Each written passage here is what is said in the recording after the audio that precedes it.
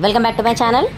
బనారస్ నుంచి కాశీ నుంచి బయలుదేరి అయోధ్య ధామ్కి అయితే వచ్చామండి. అయోధ్య టెంపుల్ చూసుకోనిక అక్కడ మెయిన్ ప్లేసెస్ చూడనీకే రాత్రికి బయలుదేరామండి. కాశీ నుండి అయోధ్యకి తెల్లవారు లోపల వచ్చేసాము. అక్కడే మా టిఫిన్ అన్నీ పూర్తయ్యాయి, ట్రైన్లోనే పూర్తయ్యాయి. ఇది అయోధ్య ధామ్ జంక్షన్ అండి. లోపల ఎంట్రన్స్ అయోధ్య టెంపుల్ ఎంట్రన్స్ అండి. ఇది టెంపుల్ నుంచి కొంచెం దూరమేనండి, మనం వాకబుల్ డిస్టెన్స్లో వెళ్ళిపోవచ్చు.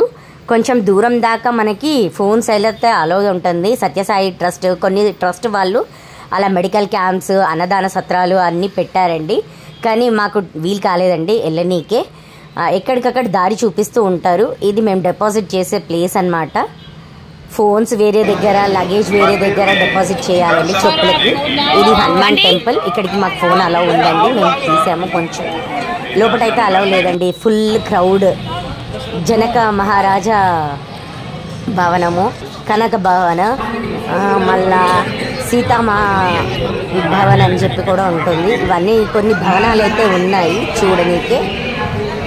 దశరథ్ మహల్ అని కూడా ఉంది, పెద్దగా ఉంది. ఇది దశరథ్ మహల్.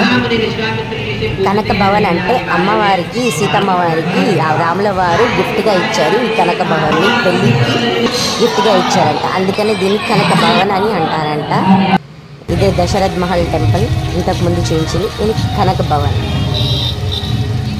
ఇక్కడ నుంచి పుష్కర్ ఘాట్కి వెళ్ళామండి. క్రిష్ రివర్ అనే ప్రవహిస్తూ ఉంటుంది. కొంతమంది ఇక్కడ స్నానాలు చేసి అయోధ్యకి వెళ్తారు. ఇది కనక భవన్ అండి. ఇక్కడ మేము వెళ్ళేటప్పటికి భజన స్టార్ట్ అయిపోయింది, కానీ లోపల అమ్మవారిని చూడలేకపోయాము. మేము భవనం మొత్తం చూసాము. ఇదే మేము ఆ క్రిష్ రివర్ దగ్గరికి వెళ్ళే దారి పొడుగుతా అన్ని స్టోర్స్ అయితే ఉన్నాయి. ఇదేనండి.